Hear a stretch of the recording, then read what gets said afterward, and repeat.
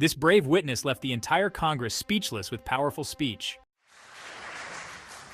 Mr. Robinson? Yes.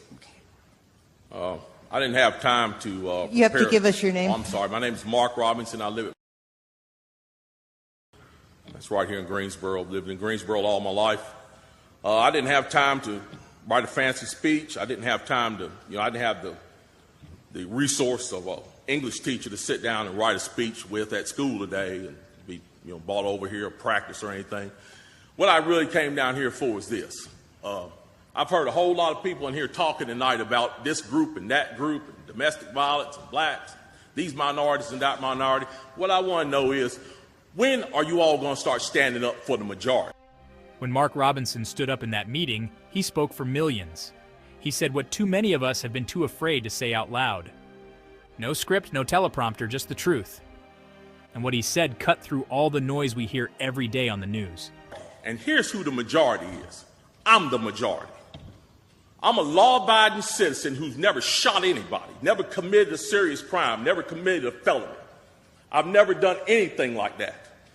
But it seems like every time we have one of these shootings, nobody wants to put the blame where it goes, which is at the shooter's feet. You want to put it at my feet.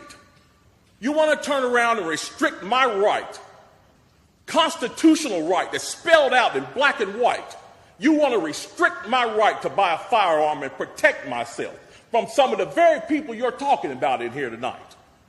It's ridiculous. I don't think Rod Serling could come up with a better script. It does not make any sense. The law-abiding citizens of this community and many communities around this country, we're the first ones taxed and the last ones considered and the first ones punished when things like this happens, because our rights are the ones that are being taken away. That's the reason why I came down here today. Gun show or no gun show, NRA or no NRA. I'm here to stand up for the law-abiding citizens of this community, because I'm going to tell you that what's going to happen. You can take the guns away from us all you want to. You all write a law, I follow the law, I'll bring my guns down here, I'll turn them in. But here's what's going to happen. The Crips and the Bloods on the other side of town, they're not going to turn their guns in. Mark Robinson made it plain. Take away our guns, and only the criminals will have them. And guess who suffers? Law-abiding citizens. He's talking about the millions of Americans who work hard, obey the law, pay their taxes, raise their families, and just want to be left alone. They're going to hold on to them. And what's going to happen when you have to send the police down there to go take them? The police can barely enforce the law as it is. As what I see, we demonize the police, criminalize and vilify the police, and we make the criminals into victims. And we're talking about restricting guns? How are you going to do that? How are you going to do that when the police department's already hamstrung? You're not going to be able to go down here and take these guns from these criminals. So the criminals are going to hold on to their guns. They're still going to have them. They're still going to break in my house, and they're still going to shoot me with them. And guess who's going to be the one that suffers? It's going to be me. Well, I'm here to tell you tonight, it is not going to happen without a fight. And when I say fight, I don't mean shots fired. I don't mean fist thrown. I mean I'm going to come down here to this city council and raise hell just like these loonies from the left do until you listen to the majority of the people in this city. And I am the majority.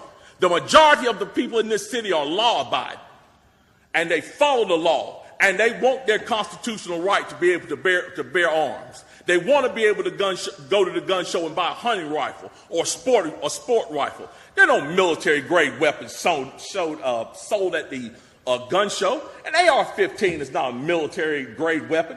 Anybody that would go into combat with an AR-15 is a fool. It's a semi-automatic .22 rifle. You'd be killed in 15 minutes in combat with that thing. So we need to dispel all these myths, and we need to drop all this division that we got going on here. Because the bottom line is, when that Second Amendment was written, whether the framers liked it or not, they wrote it for everybody. And I am everybody. And the law-abiding citizens of this city are everybody. And we want our rights, and we want to keep our rights. And by God, we're going to keep them, come hell or high water.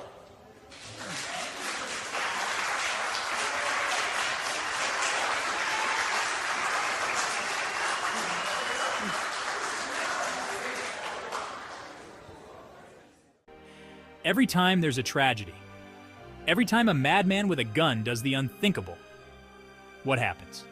The blame doesn't go to the shooter. No, the blame comes straight to law-abiding citizens, the responsible ones, the legal gun owners, the citizens who follow the rules.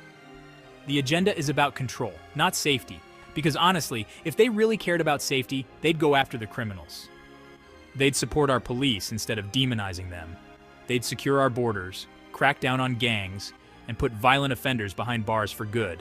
But no, that would require actual leadership.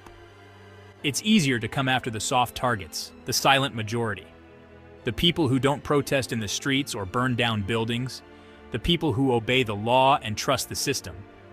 Thanks for watching. If you believe in freedom, in the Second Amendment, and in the right to defend what you love, subscribe, share, and help spread the message.